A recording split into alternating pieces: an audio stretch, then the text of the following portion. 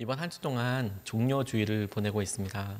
종료주일 이후에 고난주간을 보내고 있습니다. 지난 주일 말씀 때 잠깐 나누었듯이 서로마 교회, 동로마 교회가 이 종료주일에 약간의 다른 의미를 두고 있어서 서로마 교회는 종료주일도 고난주일에 포함하듯이 아픔과 애통의 날로 드리기 시작하여서 한 주 동안을 예수 그리스도께서 우리에게 보여주셨던 십자가까지의 그 한 주, 집중해서 말씀하셨던 그 한 주, 그분의 행적에 대해서 묵상하고 그 고난의 의미에 대해서 계속 질문하고 그것에 대해서 새롭게 마음을 점검하는 시간을 갖습니다. 이것이 우리에게 1년에 한 번 절기로 이렇게 다가오며 우리의 흩어졌던 그리고 분주했던 믿음을 다시 한번 정갈하고 다른 사람들과 비추어서 우리에게 하모니를 만들어 나가는 일종의 조율 기간이라고 싶어요. 튜닝하는 기간이라고 싶습니다. 여러 악기들이 각각은 아름다운 소리를 내는 것 같지만 연합해서 소리를 낼 때 아름다운가는 절대적인 음으로 어떻게 맞추어져 있느냐에 따라서 달라요. 각 악기가 아름다울 수는 있지만 그 악기 소리가 합쳐졌을 때는 서로 조율이 음이 안 맞으면 영 이상한 음악이 나오게 되거든요. 믿는 사람들도 마찬가지입니다. 우리가 혼자서 믿음 생활을 하고 하나님께서 하신 여러 은혜를 여러 방편을 통하여 환경을 통하여 누리죠. 그렇게 은혜다라고 살고 있지만 이런 절기와 같은 중요한 질문을 통해서 우리의 믿음이 다른 사람들뿐만 아니라 말씀에서 이야기하시고 주님께서 우리에게 확정케 원하시는 그것에 같은 소리를 내고 있는가를 맞춰볼 수 있는 중요한 계기가 되는 거예요. 그런 의미에서 오늘 특별히 일주일 동안 예수님께 있었던 일을 통해서 우리가 좀 말씀을 나누고 싶은데요. 특별히 수요일에 좀 집중하게 됐습니다. 예수님께서 종료 주일이었던 지난 주일에 왕으로서 어린 나귀를 타고 예루살렘 성에 입성하셨던 것, 그리고 예루살렘 성을 보고 우셨던 것을 우리가 기억합니다.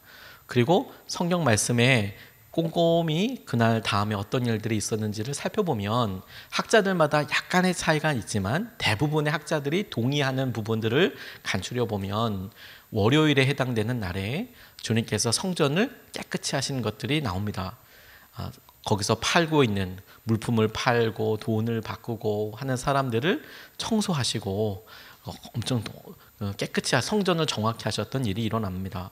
화요일 날에는 주님께서 여러 사람들에게 마지막 오실 일들 그리고 심판에 대해서 여러 비유의 말씀들을 주님께서 말씀하십니다. 그리고 이 수요일 날 놀라운 것은 아무 말씀도 안 하셨다고 사람들은 이야기합니다. 그리고 목요일 날 저녁에 주님께서 제자들의 발을 씻기시고 마지막 식사를 하시고 성찬을 하시고 그리고 겟세마네 동산에서 기도하시는 이야기가 나오고 금요일 날 새벽에 잡히셔서 빌라도 그리고 헤롯 여러 번 왔다 갔다 하면서 재판도 받으시고 그리고 고난 가운데 십자가를 지시고 돌아가신 사건이 나옵니다. 그리고 또 하나 토요일에 아무런 이야기가 나오지 않아요.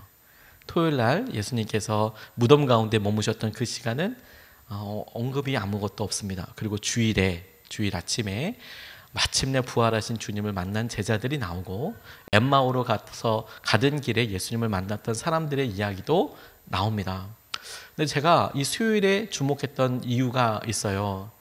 주님께서 발을 씻기시고 또 여러 그 유월절을 앞에 있었던 여러 일들과 상황들을 경험하게 하실 때 그 중에서 이 수요일에 아무 일도 하지 않으시고 아무런 언급도 없으시고 그런데 바로 다음 날 내일은 우리가 발을 씻기시고 제자들과 마지막 식사를 하시고 진짜 마지막 인사를 하시는 시간이잖아요.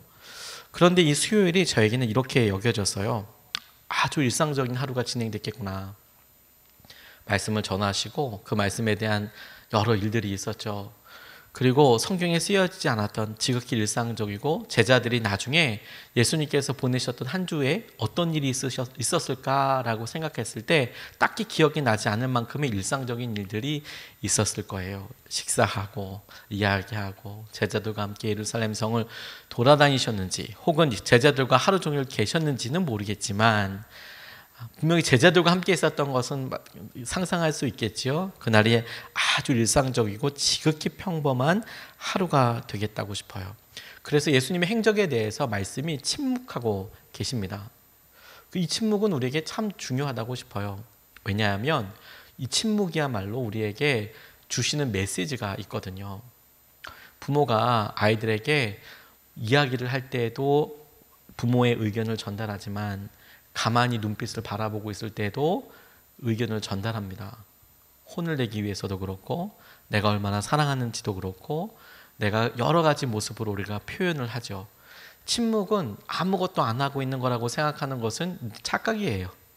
자기가 표현을 하는 때에 있어서 침묵하는 이 시간도 뭔가 되어지는 일들이 있죠. 오케스트라 공연에 이렇게 가보면 바이올린 하시는 분들은 엄청 바빠요. 계속 이렇게 하시더라고요. 나중에 뭐 자기들끼리 농담은 그런다 합니다. 마지막 오케스트라 공연 끝난 다음에 사례비를 받잖아요. 그러면 똑같이 n분의 1로 받는 거예요. 그럼 바이올린은 1원, 2원, 3원, 4원, 5원, 6원, 7원, 8원 이렇게 계속 하는데 심벌 같은 사람은 아싸리 한번 빵! 10만 원! 이렇게 한 방에 그냥 끝내버리는 거죠. 10만 원, 20만 원 이게 몇 번 안 치니까요. 그래서 실제로 독일에 있는 오케스트라에서는 그거 가지고 소송도 했다 하더라고요. 왜 똑같이 받냐?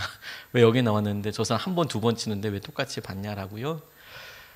음악 전체를 기다릴 때 기다리는 시간은 아무것도 안 하는 시간이 아니고요. 그렇게 침묵으로 함께 하는 시간이죠. 그게 너무 중요해요. 우리에게 이 수요일은 주님께서 일상의 시간, 우리가 이 침묵에 예수님께서 어떤 생각을 하셨을까? 예수님은 수요일 날 어떤 마음이셨을까? 이 말씀을 자연스럽게 떠올려 보게 하는 것 같아요. 오히려 가만히 이렇게 있을 때 마치 내 죄를 내가 알렸다 이렇게 이야기하고 아무 말 안 하면 우리 안에 별의별 질문들이 막 생길 때인 것처럼 예수님께서 이 중요한 날에 아무 말씀도 하지 않고 지나가셨을 때의 주님의 마음은 어떤 마음이었을까? 어떤 마음이었을까? 고난주간을 준비하고 몇 주 전부터 묵상하면서 제게 있었던 질문이에요. 그리고 그 단초를 저는 오늘 읽었던 본문 요한복음 13장 1절 말씀을 통해서 붙잡게 됐습니다. 정확하게 얘기하면 요한복음 13장 말씀은 예수님께서 제자들에게 발을 씻기시고 하시는 그런 이야기로 이어지는 장면에 나와요. 그러니까 그 시기를 딱 집어서 이야기한다면 아마도 목요일에 해당되는 말이겠죠. 그런데 이 1절 말씀은 그날 제자들을 맞이하셨을 때 예수님이 어떻게 마음으로 결심이 섰는가, 어떤 마음이셨는가를 보여주시죠. 그러니까 그 마음의 결단, 주님께서 어떻게 제자들을 마음으로 대하셨는지에 대한 태도의 분명함을 보면 주님께서 이 수요일을 보내시면서 혹은 그 전부터 마음이 이렇게 준비되어서 이렇게 말씀하시고 태도를 보이신 거구나. 이렇게 주님께서 당신의 마음을 펼치신 거구나. 라고 저는 그렇게 적용을 했어요. 수요일에 주님의 마음을 살펴보고 질문해 보다가 목요일 처음에 주님의 마음이 어떻게 준비되었는지를 보면 적어도 수요일 날도 그 마음과 그 생각이 동일하던가 아니면 수요일에 어떤 일들을 통하여 주님께서 그와 같은 마음으로 변하셨던가 하지 않았을까라는 생각을 하게 되었고, 그래서 13장 1절 말씀에 나오는 세 가지 모습을 통해서 저희에게도 똑같은 질문을 해보게 됐어요. 물론 예수님 마음이 어땠는가라는 것에 대해선 우리가 나중에 주님 만나러 가서 주님 수요일 날에는 뭐 하셨어요? 라고 물어볼 수도 있겠죠. 주님 어떤 마음이셨어요? 라고 물어볼 수도 있겠죠. 하지만 조심스럽지만 주님께서 가지고 계셨고 성경에 말하고 있는 예수님의 마음을 통해서 이 수요일의 마음, 침묵의 이 날을 통해 일상적이고 평범한 우리에게 질문을 한번 해보게 됩니다. 첫 번째로 주목하고 싶은 것은 뭐냐면 1절 말씀에 6월절 전에 예수께서는 이라고 나와 있어요. 6월절 전은 곧 우리가 목요일을 말하는 것이죠. 목요일, 금요일, 이제 금요일 날이 6월절 시작되게 되니까요. 6월절 전에 예수께서는 자기가 이 세상을 떠나서 아버지로 가야 할 때가 된 것을 아셨다고 이야기했습니다. 첫 번째로 주목하고 싶은 것은 뭐냐면 예수님께서 이 세상을 떠나서 이 세상을 떠날 것에 대한 고민을 수요일 날 하셨겠구나. 이 세상을 이제 떠나는구나 라는 것에 대한 고민을 주님께서는 수요일 날 하셨겠구나. 물론 예수님께서 십자가 지셔야 될 사건을 앞두고 여러 번 당신이 핍박받을 것에 대해서 또 십자가 지실 것에 대해서 고난에 대해서 이야기하십니다. 그러나 이 수요일만큼 주님께서 그 때를 아시고 고민하셨던 이때만큼 본인이 이 세상을 떠날 것에 대한 고민을 더 많이 한 날이 있었을까, 이렇게 넌지시 생각해 보게 됐어요. 그리고 저 스스로도, 그리고 여러분들과도 함께 이 질문을 우리에게 해보고 싶습니다. 고난 주간에 주님께서 우리에게 보여주시고 하셨던 고난처럼 우리가 떠남의 준비를 하고 있는가 하는 것이지요. 우리가 이것 없으면 죽어요 주님, 이거 없으면 도저히 살 수 없어요 라고 생각하는 여러 일들 가운데 정말 그것이 우리에게 없어도 되는지에 대하여, 정말 있어야만 행복하는지에 대해서 자연스럽게 고난주간은 우리에게 물어봅니다. 이 세상을 떠나서 너는 그 다음을 준비하고 있는가 하는 것이죠. 우리가 다만 그냥 이분법적으로 이 세상은 나쁜 것, 저 세상은 좋은 것 이렇게 해석하고 싶지는 않습니다. 왜냐하면 우리가 이 땅을 살면서도 필요한 게 왜 없겠어요? 그리고 그것이 어떤 종류의 의미를 갖지요. 그렇죠? 근데 여기서 우리가 중요한 것은 우리가 소유하려고 하고 우리가 없으면 죽을 것 같다고 생각하는 것들이 실제로 우리를 설명해 주지 못하고 우리에게 모든 것도 아니다라는 거예요. 이 세상을 떠나고 또 하나 떠남의 방점이 있는 게 아니고 아버지께로 가는 것, 우리가 이렇게 떠남이 목적과 관련되어 있다는 거예요. 방향과. 우리의 삶이 온통 이 세상의 것, 우리가 없으면 안 될 것, 우리가 소유하고자 하는 것이 아니라 아버지께로 가는 것, 아버지와 함께 했을 때 있게 되는 것, 그 목적을 우리가 기억하고 있는지를 떠올려보고 생각해보게 하는 거예요.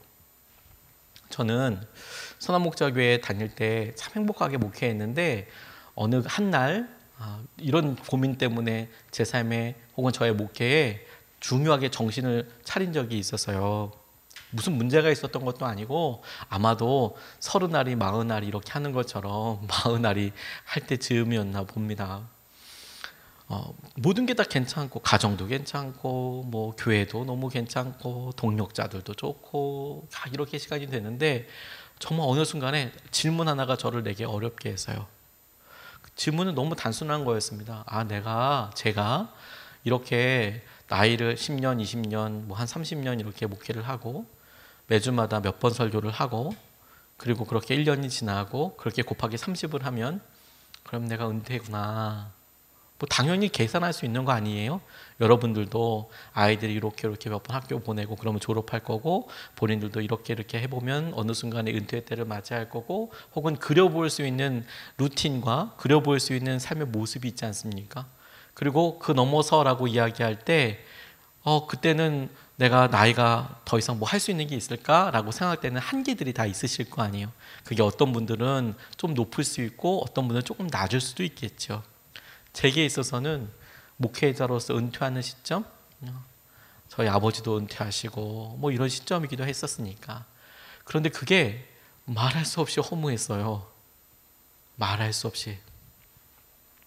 정말 이렇게 하고 제 삶이 그냥 끝나는 건가?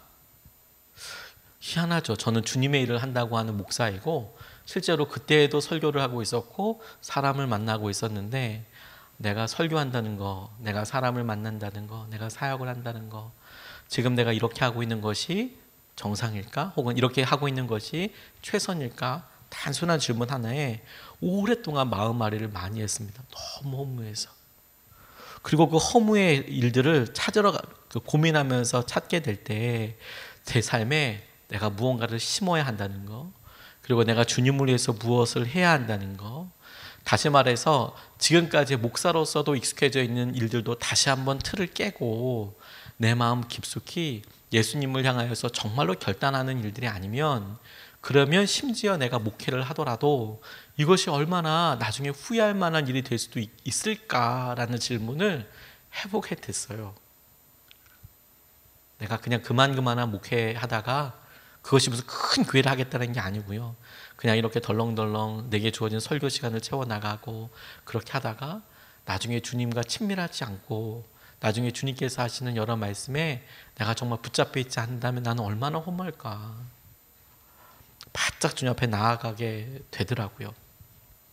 하루를 살아도 한 번이어도 주님께서 하신 은혜 가운데 더 깊이 들어가지 않으면 어제의 것으로 오늘도 괜찮다고 생각하면 큰일 나겠구나. 3년 전에 만나를 두고 오늘 먹겠다고 설치면 난리 나겠구나. 우리의 간증이 정말 날마다 업데이트 되듯이 날마다 새롭지 않으면 그러면 정말 예전 말만 넉넉넉 예전에 이랬다 이런 얘기만 하다가 그냥 인생의 마지막을 맞이하겠구나. 우리에게 주님께서 이 세상을 떠나고 아버지께로 갈 때가 되었다. 이 세상을 떠나고 우리가 지금 중요하다고 생각했던 것, 우리가 밟고 있는 우리를 설명할 수 있는 정체성의 근거라고 생각했던 일들에서 떠나서 우리가 아버지께로 간다면 그 아버지께서 우리를 만나시고 아버지께서 우리에게 너 뭐하다 살았냐라고 물으실 그 질문, 사명일 것이고 그 사명에 따라서 점수를 매긴다면 나는 얼만큼일까 이 생각을 해야 한다고 생각하게 됐어요.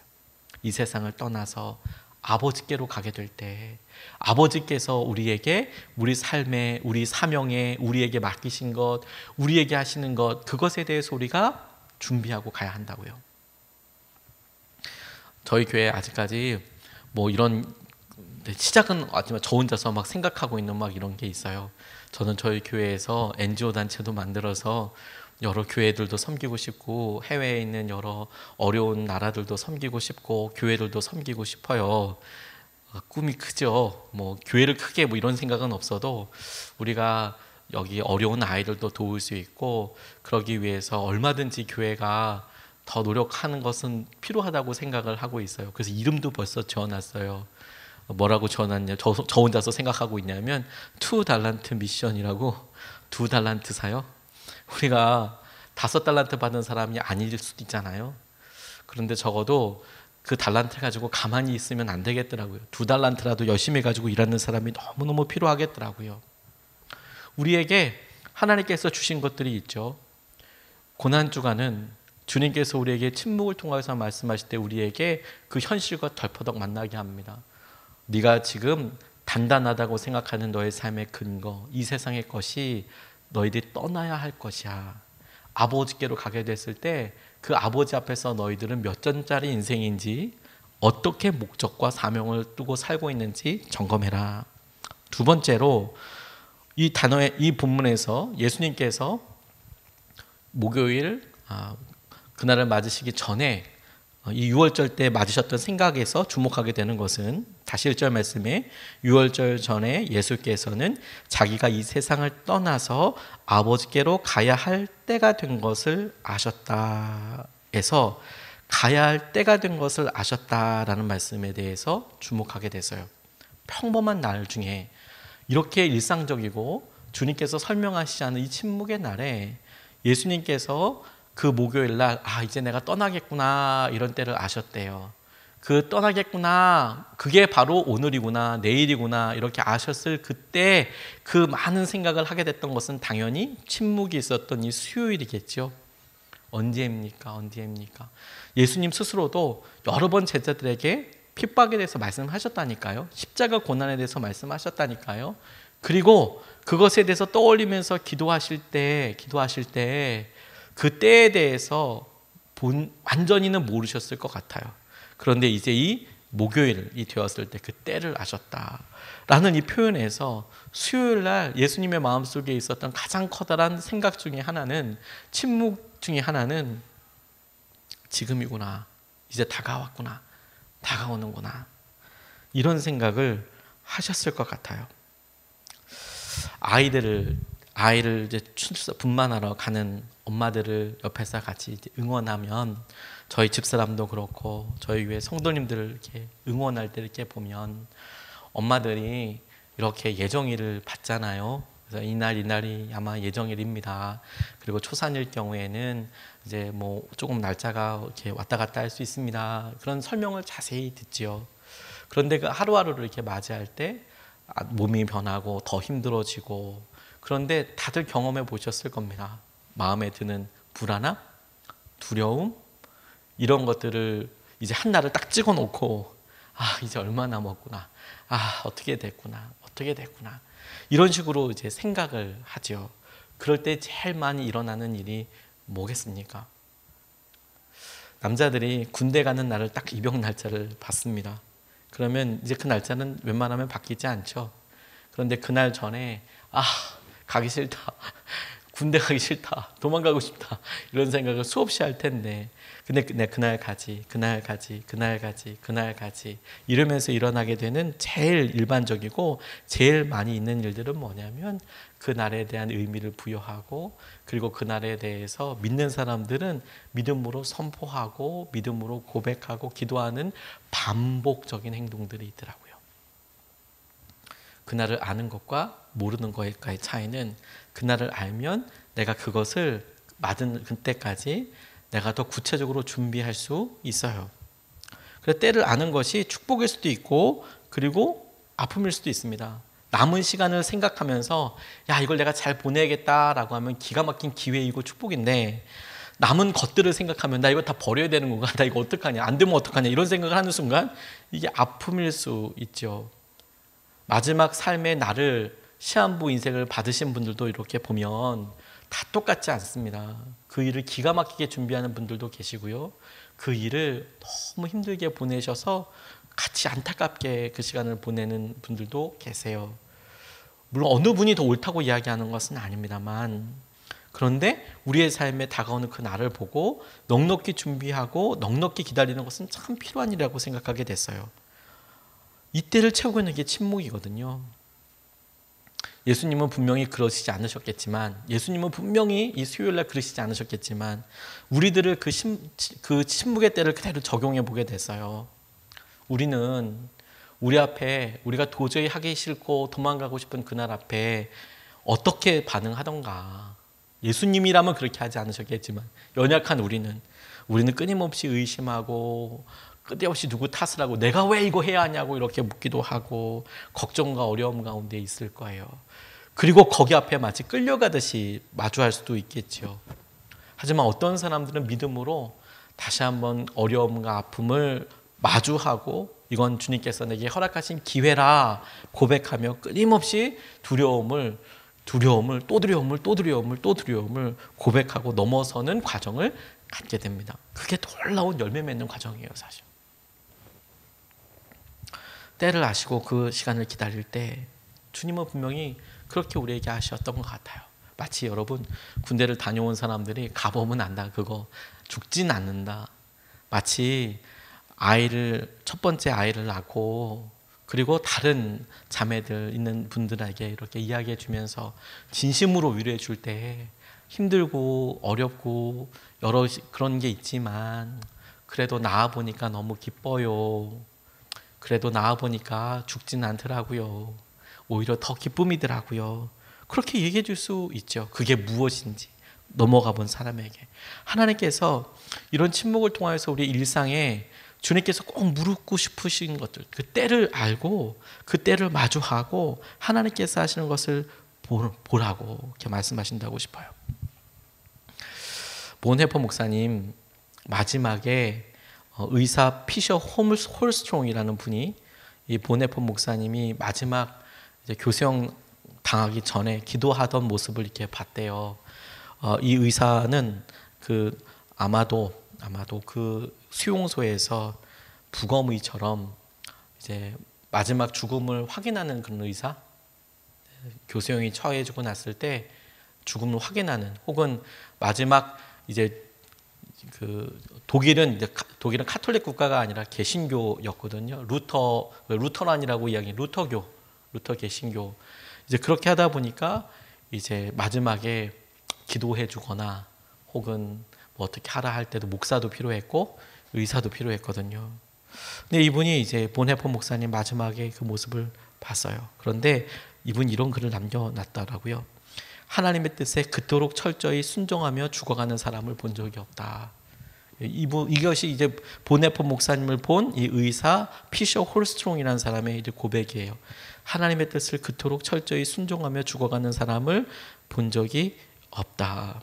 그가 마지막 기도를 드리고 일어났을 때 그의 표정을 통하여, 그가 당당히 교수대 위로 걸어 올라가는 것을 통하여, 그리고 그것의 마지막 순간을 맞이하는 것을 통하여 예수님을 저렇게 철저히 순종하면서 나가는 사람을 본 적이 없다.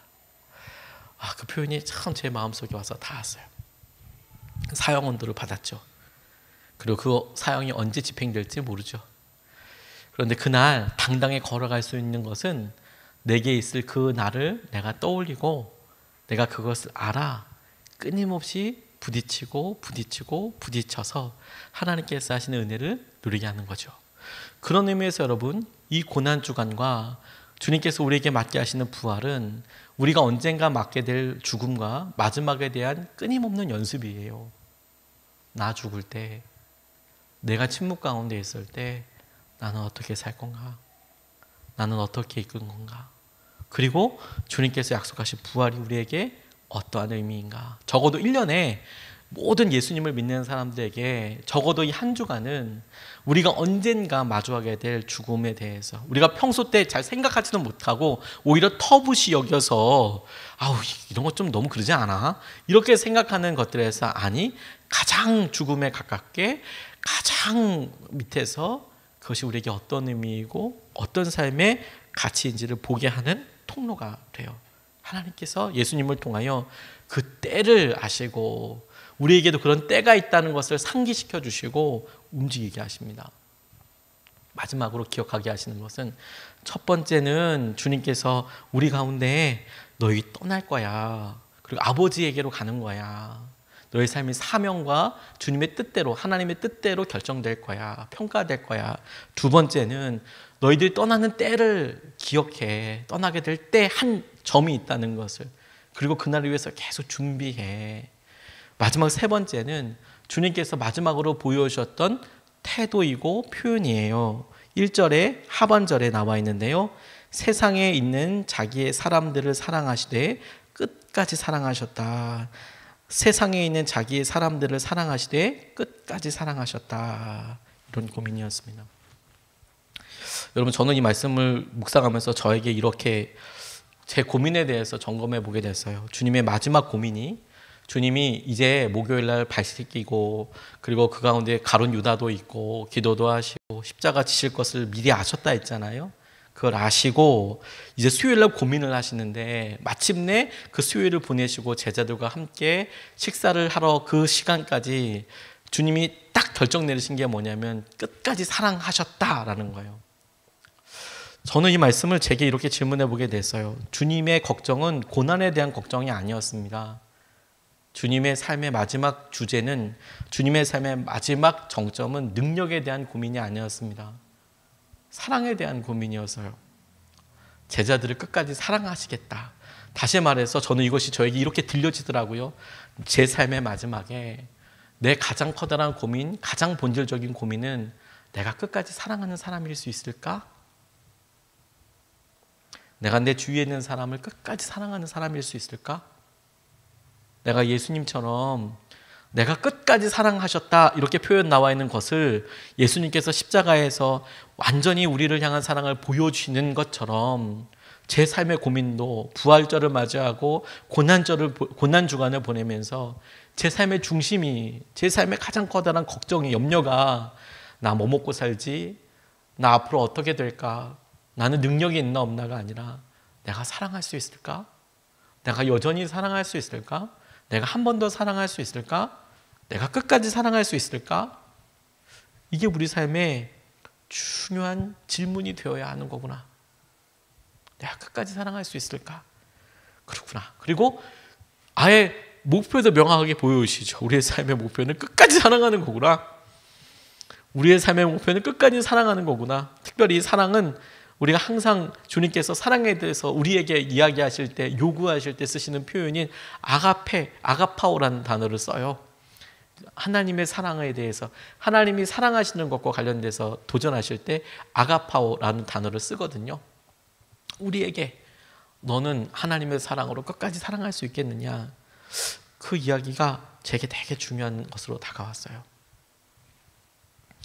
제가 지금도 참 존경하는 목사님 한 분, 지금 돌아가셨을 것 같은데 김영상 목사님이라는 분을 제가 참 존경하게 됐습니다. 이분을 만나 뵙고 너무 며칠 동안 잠도 못 잤어요. 선화목자교회에 있을 때 청년들과 함께 제가 사역했던, 제가 있었던 고사리 교회에 단기 선교를 여러 해 갔습니다. 그래서 거기 이제 어려운 교회들이 많이 있으니까 단기 선교 가서 어른 성경학교 섬기고 어르신 잔치, 동네 잔치도 하고 그렇게 섬겼어요. 몇 년을 이렇게 섬겼습니다. 그러다가 어느 날 한 목사님을 만나게 됐어요. 평안감리교회라는 교회에 담임을 하신 목사님인데 제가 있을 때는 없었다가 제가 선교하는 중간에 이분이 이제 바뀌어서 오셨어요. 근데 뭐가 특징적이었냐면 이분이 68세셨어요. 감리교회는 70세 은퇴거든요. 이제 3년 정도밖에 안 남은 거잖아요. 68세인데 옮기셨어요. 그런데 지방 다른 목사님들한테 물어보니까 되게 이상한 분이라고만 이야기를 하시고 그분 찾아뵈서 인사를 이렇게 드렸는데 그분이 본인이 여기 왜 오셨는지를 이야기해 주시더라고요. 강화도에 있는 교회에서 꽤 큰 교회에서 목회를 하셨대요. 강화도는 그리고 저 인천 쪽은 약 97% 정도가 감리교회입니다. 강화도, 인천 이런 데는 전부 다 감리교회예요. 왜냐하면 처음에 우리나라를 이렇게 네비우스 선교 정책이라고 해서 여러 교단들이 효과적인 선교를 위해서 이렇게 보이지 않는 선을 그었어요. 그래서 이쪽은 감리교회가 집중적으로 선교하고 이쪽은 뭐 북장로교회에서 집중적으로 선교하고 집중 선교 구간을 여러 이제 선교 단체들이 나눴어요. 아주 효과적인 정책이었죠. 처음에 복음이 필요한데 중첩돼서 대도시별로 하지 말고 이 나라의 복음이 전파되기 위해서 선교사님들이 모여서 그렇게 회의를 하셨어요. 아주 잘한 거라고 저는 사실 평가해요. 물론 이제 나중에 지나가면서 우리나라의 폭발적인 부흥이 일어나며 약간 이제 겹치는 부분들이 이제 있었죠. 그래도 그 흔적들이 많이 남아 있어서 이 경북 쪽으로 가면 감리교회가 없는 이유가 뭐냐면 그 네비우스 선교 정책 때 우리가 맡은 쪽이 여기 강원도 혹은 뭐 이제 인천 이런 쪽이에요. 이 중부 지역이기 때문에 충청남도, 당진 뭐 이런 데도 거의 감리교회가 90%가 넘습니다. 장로교회가 거의 없어요. 전라도 이쪽으로 내려가면 또 장로교회가 또 엄청 많아요. 그 이유도 이제 좀 그런 색이 있습니다. 일부러 그런 것은 아니에요. 물론 지금 전혀 없다는 것은 아니고요. 이 강화도는 뭐 완전 다 감리교회예요. 그래서 강화도에서는 장로교회가 이단이라고 이야기를 들을 만큼 뭐 굉장히 큰 교회들도 뭐 기본 뭐 100년 막 이래요. 엄청 오래된 교회들이 많이 있습니다. 선교사님들이 직접 세우신 교회들 거기 있으니까요. 거기서 꽤 큰 교회를 목회를 하셨어요. 거기는 이제 뭐 다 믿는 사람들도 많고 그러면 그냥 잘 은퇴하시면 좋잖아요. 근데 이분이 60대 후반에 북한에 갔다 오신 거예요. 북한에 갔다 오셨는데 당시만 해도 문이 좀 지금처럼 이렇게 닫혀 있지는 않아서 갔는데 정말 어려운 시골과 농촌의 현실을 직접 보게 되신 거예요. 요즘만 해도 그 다음만 해도 뭐 대도시 중심으로 보내고 그런다는데 이분은 어떻게 가서 본 게 대도시가 아니라 시골과 농촌의 현실을 봤다는 거예요. 그리고 이분 표현에 의하면 이분 표현에 말하면 동포들이 짐승 같은 생활을 하고 있었대요. 동포들이 짐승 같은 생활을 하고 있더라. 그런데 이분이 그걸 보고 와서 잠이 오지 않더래요. 자기가 만 70세면 정년 은퇴를 하는데 한국에 돌아와서 생각하니 너무너무 부끄럽더래요. 내 동포들이 저렇게 살고 있는데 내가 어떻게 이렇게 편안하게 이곳에서 안전하게 내가 목회를 하겠나. 그래서 그 교회를 사임을 하면서 나는 섬으로 들어가겠다. 내 남아있는 3년을 내가 북한에 들어갈 수는 없지만 내가 지금 이 상황에서 북한 들어갈 수 있는 길은 없지만 내가 낙도에 들어가서 선교해야겠다. 그래서 섬을 알아보셨대요. 근데 딱 아다리가 안 맞는 거예요. 이분과 이제 임지를 바꾸려고 이제 강원도에 있는 큰 교회 담임 목사 하시던 분이 내가 내려가고 임지에 거기에 있는 분이 일로 와라. 젊은 목사가 고생하지 말고 그렇게 와라. 이렇게 생각을 하신 거예요.